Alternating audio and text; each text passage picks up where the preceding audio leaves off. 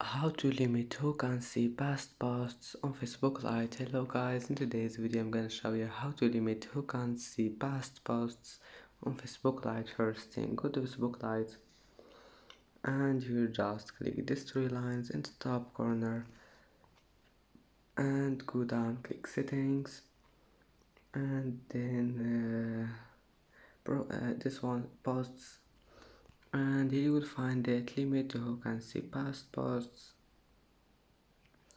And then if you want to limit, just click limit all posts and confirm, and that's it